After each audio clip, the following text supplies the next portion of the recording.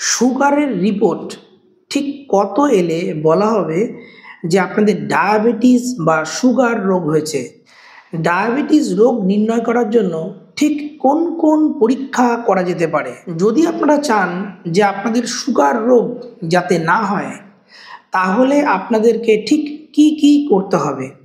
আসুন এই সমস্ত তথ্য জেনে নেব আজকে আমাদের এই ভিডিওর মাধ্যমে। নমস্কার।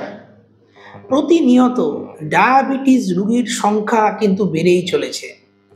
আপনারা জানলে অবাক হবেন যে সারা পৃথিবীতে 830 মিলিয়ন মানুষ এই ডায়াবেটিস রোগে কিন্তু আক্রান্ত, এবং তার মধ্যে অর্ধেকের বেশি মানুষই কিন্তু সঠিকভাবে চিকিৎসাটা কিন্তু পাচ্ছেন না।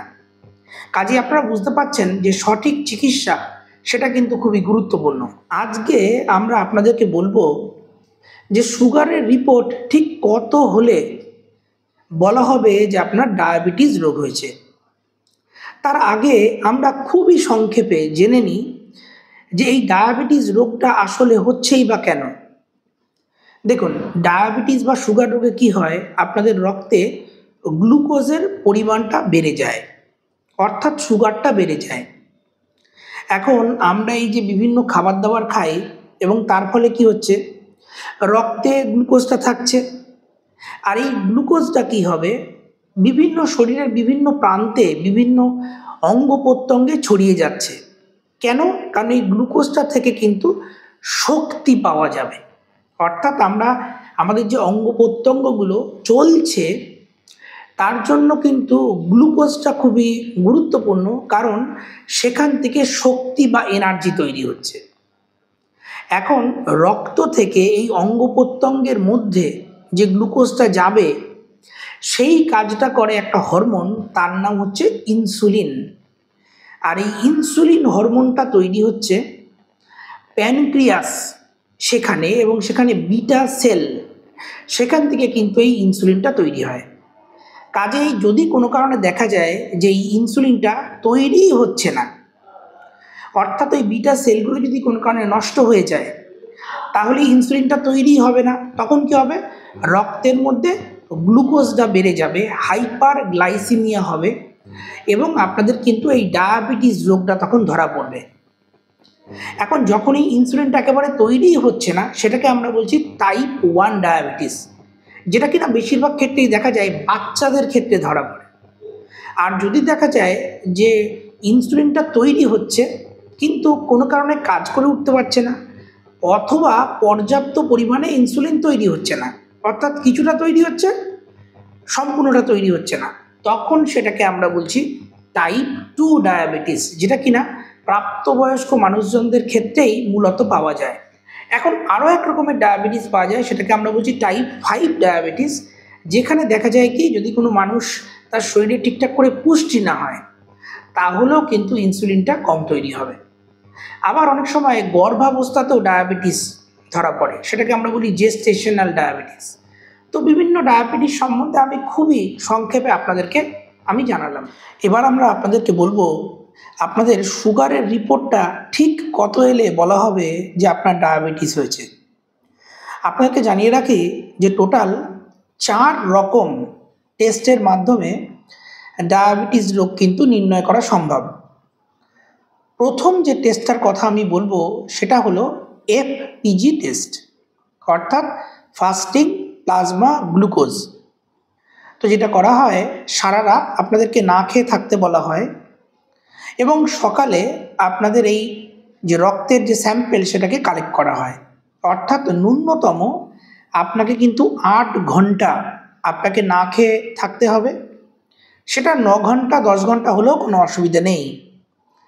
আপনারা কোনো ক্যালোরি ইনটেক করতে পারবেন না, খাওয়া দাওয়া কিছু খেতে পারবেন না, হ্যাঁ তবে জল কিন্তু আপনারা খেতে পারবেন। এখন এই টেস্টের রিপোর্ট যদি 100-র নিচে আসে, অর্থাৎ 70 থেকে যদি 99 পর্যন্ত আসে, তখন আমরা বলছি এটা একটা নর্মাল রিপোর্ট। যদি কোনো কারণে এই রিপোর্ট 70-এর নিচে চলে আসে, তাহলে কিন্তু আমরা বলবো যে আপনার গ্লুকোজ অনেকটা কমে গেছে, তখন সেটাকে বলা হয় হাইপোগ্লাইসিমিয়া। সেরকম পরিস্থিতিতে কিন্তু দেখা যাবে যে আপনি একবারে দুর্বল হয়ে গেলেন, অনেকে আবার অজ্ঞান অচেতন হয়ে পড়েন। তো 70-এর নিচে চলে গেলে কিন্তু বলা হবে আপনার গ্লুকোজটা কমে গেছে, বা অনেকেই বলেন সুগারটা ফল করে গেছে। 70 থেকে 99 পর্যন্ত হচ্ছে নর্মাল। যদি রিপোর্টটা 100 থেকে 125 পর্যন্ত আসে, তখন আমরা বলছি প্রি ডায়াবেটিস, অর্থাৎ ডায়াবেটিস রোগের আগের পরিস্থিতি। হ্যাঁ, আর এই রিপোর্ট কিন্তু অনেক মানুষেরই আসে এই প্রি ডায়াবেটিস পর্যায়ে, অর্থাৎ তখনও ডায়াবেটিস হয়নি।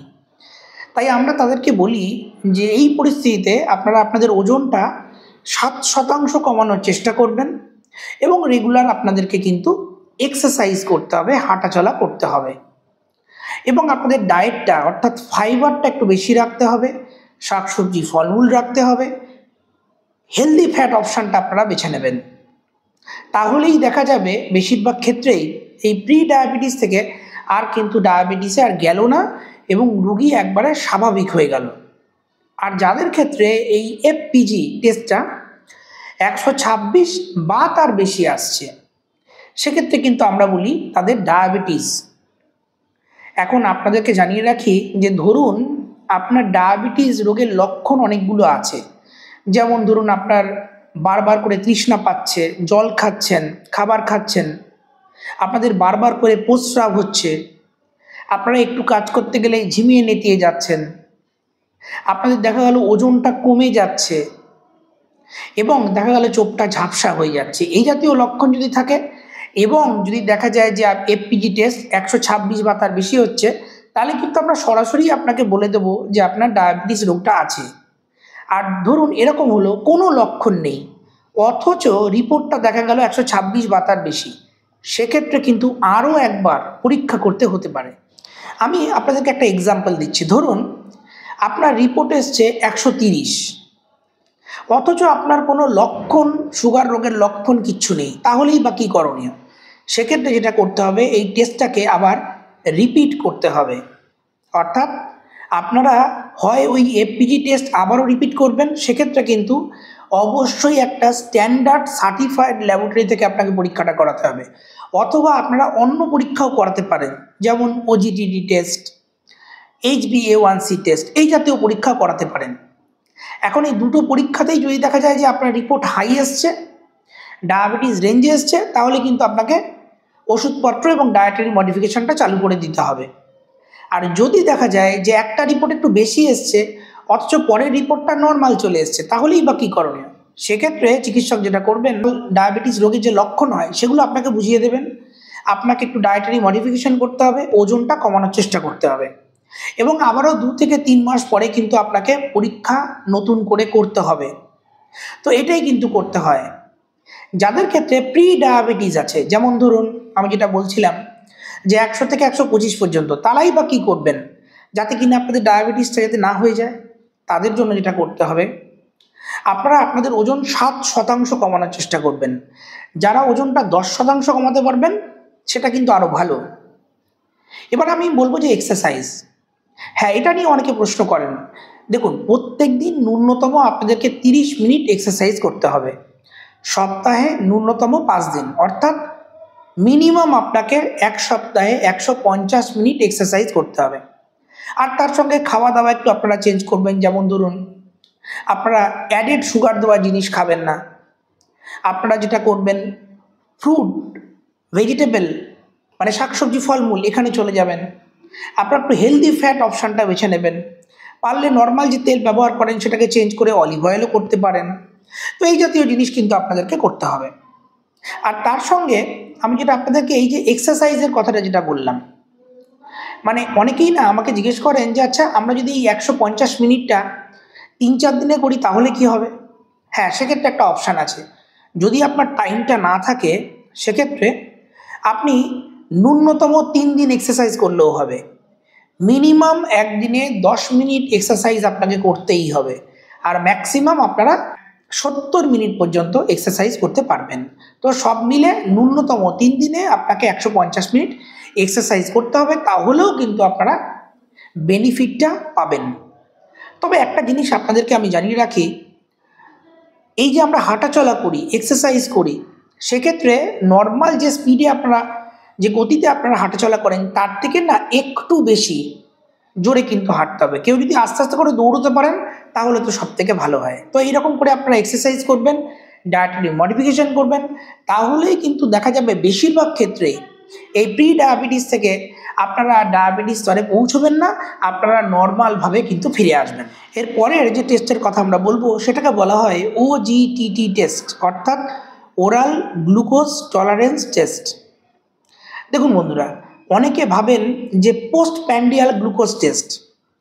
এখন এই নর্মাল যে পোস্ট প্যান্ডিয়াল গ্লুকোজ টেস্ট অনেকে করে থাকেন, আর এই ওজিটিটি টেস্ট এটা কিন্তু একটু আলাদা। আপনাদেরকে জানিয়ে রাখি যে ওজিটিটি টেস্ট করতে গেলে আপনাকে যেটা করতে হবে, 75 গ্রাম গ্লুকোজ, হ্যাঁ 75 গ্রাম গ্লুকোজ 1 গ্লাস জলের মধ্যে গুলে আপনাদেরকে খেয়ে নিতে হবে। তারপর 2 ঘন্টা পরে আপনাদেরকে কিন্তু এই সুগারের টেস্টটা করতে হবে, সেটাকেই বলা হয় ওজিটিটি টেস্ট। এবং এর মাঝে আপনি আর কিন্তু কিছু খেতে পারবেন না। এখন হয়টা কি, ল্যাবরেটরিতে গিয়ে অনেকেই না 2 ঘন্টা বসে থাকতে চান না, বা কোনো একটা জায়গায় গেলেন, তাদের তো অন্য কাজও থাকতে পারে। সেক্ষেত্রে বাড়িতেও যদি কোনো ল্যাবরেটরি যারা টেকনিশিয়ান আছেন তাদের তত্ত্বাবধানে এই পরীক্ষাটা আপনারা কিন্তু করতে পারেন। সেক্ষেত্রে ওই ল্যাবরেটরির যিনি আছেন তিনি কিন্তু ঠিক 2 ঘন্টা পরে আপনার এই পরীক্ষাটা, যে ব্লাড টেস্টের স্যাম্পেল, সেটা কিন্তু খুব দ্রুত ল্যাবরেটরিতে নিয়ে যাবেন। এখন এই টেস্টের রিপোর্ট, অর্থাৎ ওজিটিটি টেস্ট, এই টেস্টের রিপোর্ট যদি 140-এর নিচে আসে তাহলে আমরা বলছি এটা নর্মাল। যদি 140 থেকে 199 পর্যন্ত আসে তখন কিন্তু আমরা বলছি যে আপনার এটা প্রি ডায়াবেটিস, অর্থাৎ ডায়াবেটিস রোগের আগের পরিস্থিতি। আর ডায়াবেটিস রোগের আগের পরিস্থিতি হলে আপনারা কি করে সেটাকে, যাতে কিনা আপনাদের ডায়াবেটিস না হয়ে যায়, তার জন্য কি করতে হবে সেটা তো আমরা আলোচনা করে দিলাম। আর যদি দেখা যায় যে এই টেস্টের রিপোর্ট 200 বা তার বেশি এসছে, তখন কিন্তু আমরা বলছি যে আপনাদের ডায়াবেটিস রোগ হয়ে গেছে। এখানেও কিন্তু আমরা একই কথা আপনাদেরকে বলবো, যদি কোনো কারণে দেখা যায় যে আপনাদের বিন্দুমাত্র কোনো লক্ষণ নেই, তাহলে কিন্তু এই পরীক্ষাটা আরেকবার রিপিট করতে হতে পারে। আর যদি দেখা যায় যে আপনাদের ডায়াবেটিস রোগের লক্ষণ চলে এসছে, সেক্ষেত্রে কিন্তু এই রিপোর্টটা পজিটিভ এলেই, মানে অর্থাৎ 200 বা তার বেশি এলেই কিন্তু আপনাদের ওষুধ চালু করে দেওয়া যাবে। এবার আমরা নেক্সট পরীক্ষাটার কথা আপনাদেরকে বলবো, সেটাকে বলা হয় HbA1c টেস্ট। দেখুন, আগে অনেক বছর আগে এটা ধরে নেওয়া হতো যে শুধুমাত্র HbA1c টেস্টের রিপোর্টের বেসিসেই কিন্তু ডায়াবেটিস নির্ণয় করা যাবে না, কিন্তু এখন সেটা কিন্তু নয়। এখন বিশ্ব স্বাস্থ্য সংস্থাও পরিষ্কার জানাচ্ছে, এবং 2025 সালে ডায়াবেটিসের যে নতুন গাইডলাইন বেরিয়েছে সেখানেও কিন্তু পরিষ্কার বলে দেওয়া হয়েছে যে HbA1c টেস্ট যদি আপনাদের বেশি থাকে তাহলেই কিন্তু সরাসরি আপনাকে বলে দেওয়া যাবে যে আপনাদের ডায়াবেটিস হয়েছে। যদি এই HbA1c টেস্টের রিপোর্ট 5.7 থেকে 6.4 হয়, তখন আমরা বলছি যে এটাকে প্রি ডায়াবেটিস, অর্থাৎ ডায়াবেটিস রোগের আগের পরিস্থিতি। যদি এই রিপোর্টটা 5.7-এর কম আসে তখন আমরা বলছি রিপোর্টটা নর্মাল। আর যদি এই রিপোর্টটা 6.5 বা তার বেশি আসে তখন কিন্তু আমরা বলছি যে আপনাদের ডায়াবেটিস বা সুগার রোগ হয়েছে। এখন এক্ষেত্রেও কিন্তু আমি আপনাদেরকে একই কথা বলবো, যদি কোনো কারণে দেখা যায় যে আপনার বিন্দুমাত্র কোনো লক্ষণ নেই, আপনি দিব্যি ভালো আছেন, অথচ হঠাৎ করে দেখা গেল যে আপনাদের HbA1cটা একটু বেশি, সেক্ষেত্রে কিন্তু আপনাকে আরও একবার পরীক্ষা করতে হতে পারে। সেটা যে HbA1c টেস্ট করতে হবে সেরকম মানে নেই। আপনি ফাস্টিং, যেটা FPG টেস্ট আমরা বললাম, ফাস্টিং টেস্টটাও করতে পারেন। আবার OGTT টেস্ট, যেটা কিনা বললাম যে গ্লুকোজ খাওয়ানোর পর যে টেস্টটা করা হয়, সেটাও করতে পারেন। এখন যদি এই রিপোর্টের মধ্যে কোনো ডিসক্রিপেন্সি আসে, মানে একটা বেশি একটা কম, সেক্ষেত্রে কিন্তু আপনাকে আবারও এই পরীক্ষাটা পরে রিপিট করতে হবে 2 মাস 3 মাস পরে। আরও একটা টেস্ট আমরা করি, সেটাকে বলা হয় র্যান্ডাম টেস্ট।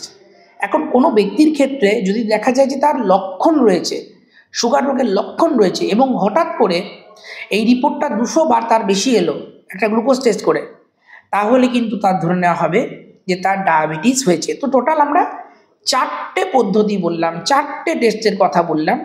একটা হচ্ছে ন্যূনতম 8 ঘন্টা না খেয়ে একটা টেস্ট, যেটাতে আমরা বললাম 126 বা তার যদি বেশি হয়, প্রয়োজন ক্ষেত্রে 2বার টেস্ট করতে হতে পারে। একটা আমরা বললাম ওজিটিটি টেস্ট, অর্থাৎ 75 গ্রাম গ্লুকোজ খাইয়ে 2 ঘন্টা পরে টেস্ট। সেটাকে আমরা বললাম যদি আপনাদের 200 বা তার বেশি আসে তখন আমরা বলছি আপনাদের ডায়াবেটিস বা সুগার রোগ হয়েছে, সেক্ষেত্রে 2বার টেস্ট করতে হতে পারে। আরেকটা আমরা বললাম HbA1c টেস্ট, সেখানে দেখা যাচ্ছে 6.5 বা তার বেশি। আরেকটা আমরা বললাম র্যান্ডাম গ্লুকোজের একটা টেস্ট, সেক্ষেত্রে যদি দেখা যায় আপনার লক্ষণ আছে তবেই কিন্তু এই টেস্টটা কিন্তু ভ্যালিড। সেক্ষেত্রে 200 বা তার বেশি যদি আসে সেক্ষেত্রে আমরা বলছি যে আপনাদের সুগার রোগ হয়েছে। তো আপনারা কিন্তু অবশ্যই আপনাদের রিপোর্ট কি এসছে আমাদেরকে লিখেও আমাদেরকে বলতে পারেন কমেন্ট সেকশনে, বা আপনারা নিজেরাও ইন্টারপ্রিটেশন করতে পারবেন। যদি কখনো দেখেন যে আপনার রিপোর্টটা বেশি এসছে তাহলে কিন্তু আপনাদের উচিত স্থানীয় একজন চিকিৎসকের কাছে গিয়ে আপনার কি কি লক্ষণ আছে এবং সেই চিকিৎসককে জানানো, এবং তারপরেই তিনি একটা আপনাদের রূপরেখা তৈরি করে দেবেন। যাদের ক্ষেত্রে ধরুন ডায়াবেটিস এখন হয়নি, বা যাদের ক্ষেত্রে দেখা গেল যে প্রি ডায়াবেটিস স্তরে আছে, তারা অ্যাকচুয়ালি কী করলে ডায়াবেটিসটা আর হবে না। দেখুন বেশিরভাগ ক্ষেত্রেই আমি যেটা আপনাদেরকে বলি, আগেও আমরা বলেছি, সেটা হচ্ছে আপনাদের না ওজনটা একটা হেলদি রেঞ্জের মধ্যে রাখতে হবে। যাদের ওজনটা স্বাভাবিকের তুলনায় বেশি তারা চেষ্টা করবেন 7% ওজন কমাতে, আর যারা চেষ্টা করে 10% ওজন কমাতে পারছেন তাদের কিন্তু আরও ভালো। রেগুলার আপনারা এক্সারসাইজ করতে হবে, প্রত্যেক দিন ন্যূনতম 30 মিনিট, আমি সেটা আগেই বললাম। এবং যাদের ক্ষেত্রে সময় কম, বা কোনো দিন সময় কম কোনো দিন সময় বেশি, তারা কি করে 3 দিন বা তার বেশি সময়ে কিভাবে এক্সারসাইজ করলে উপকার পাবেন সেটা কিন্তু আমাদের ভিডিওর মাধ্যমে বিস্তারিত বলেছি। আমরা বলেছি যে আপনারা ফাইবার ইনটেকটা একটু বাড়ানোর চেষ্টা করবেন। আপনারা যেটা করবেন, বেশি পরিমাণে মিষ্টি আছে, চিনি আছে, এই জাতীয় খাবার খাবেন না। যাদের ক্ষেত্রে দেখা গেল HbA1c অনেকটাই বেশি, ধরুন 7-এর উপরে চলে গেছে, তারা কিন্তু ডায়েটারি মডিফিকেশান যে কোনো করার আগেই আপনাদের ডায়েটিশিয়ান বা চিকিৎসকের সঙ্গে পরামর্শ করে তবেই কিন্তু এই সিদ্ধান্ত নেবে। একটা গুরুত্বপূর্ণ তথ্য দিয়ে আমি আজকে এই ভিডিওটা শেষ করব। যদি আপনারা ঠিকঠাক করে এই সুগার রোগ বা ডায়াবেটিসটা কন্ট্রোলে আনতে পারেন, এবং যদি HbA1c 6.5-এর নিচে চলে যায়, এবং দেখা গেল যে আপনি এতটাই কন্ট্রোলে আছেন যে আপনার ওষুধপত্র বন্ধ করে দেওয়া গেল, এবং 3 মাস আপনার ওষুধ বন্ধ করেও যদি দেখা যায় যে HbA1c এই রিপোর্টটা 6.5-এর নিচে, তাহলে আপনাদেরকে জানিয়ে রাখি আপনাদের সমস্ত ওষুধ বন্ধই থাকবে, ওষুধ আর চালু করতে হবে না। এটাকে আমরা বলছি ডায়াবেটিস রেমিশন। তখন শুধু আপনারা ফলো আপে আসবেন, এবং ফলো আপে আমরা সুগারের টেস্টটা করে দেখবো যে আবারও আপনাদের এই লিমিটটা বেড়ে গেছে কিনা। যদি মাত্রাতিরিক্ত ডায়াবেটিক রেঞ্জে চলে যায় তাহলে কিন্তু আবারও চিকিৎসাটা শুরু করতে হবে। তো এটা কিন্তু একটা নতুন হোপ, এবং এই নিয়ে প্রচুর রিসার্চ চলছে। অলরেডি কিছু রিসার্চের রেজাল্ট চলে এসেছে, এটা আমি আপনাদেরকে বললাম, আর কিছু রিসার্চ কিন্তু আরও চলছে। কাজে ডায়াবেটিস মানেই অনেকে যে ভেঙে পড়েন যে আমরা কিছুই খেতে পারবো না, আমাদের সব রেস্ট্রিকশন হয়ে গেল, সেরকম কিন্তু এখন বলছে না।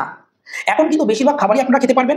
শুধু বলবো যাদের বেশি পরিমাণে চিনি আছে, অ্যাডেড সুগার আছে, এই জাতীয় খাবার থেকে আপনারা নিজেদেরকে বিরত রাখবেন, রেগুলার এক্সারসাইজটা করবেন, এবং ওজনটা যদি আপনারা ঠিকঠাক ম্যানেজ করতে পারেন তাহলেই কিন্তু ডায়াবেটিস অনেকটাই ম্যানেজ হয়ে যাবে। অ্যাকচুয়ালি ডায়াবেটিস নিয়ে অনেকেই ভয় পায়, তার কারণ হচ্ছে ডায়াবেটিস যদি আনকন্ট্রোল ঠিকঠাক করে কন্ট্রোলে না আপনারা রাখতে পারেন সেক্ষেত্রে কিছু সমস্যা তৈরি হয়, যেমন হৃৎপিণ্ডের সমস্যা, কিডনির সমস্যা, চোখের বিভিন্ন রকমের সমস্যা, নার্ভের সমস্যা। তো এইরকম বিভিন্ন সমস্যা তৈরি হয়, রক্তনালীর সমস্যা, তাই বিভিন্ন কমপ্লিকেশনস হয়ে যায়, তাই মানুষেরা চিন্তার মধ্যে পড়ে যান। কাজেই আপনারা খাওয়া দাওয়া যেমন মডারেট করবেন, আবার এক্সারসাইজটাও ঠিকঠাক করে করবেন, ওজনটাও নিয়ন্ত্রণে রাখবেন, তাহলেই দেখবেন আপনারা ভালো আছেন। তো আজকের জন্য এইটুকুই। নমস্কার বন্ধুরা।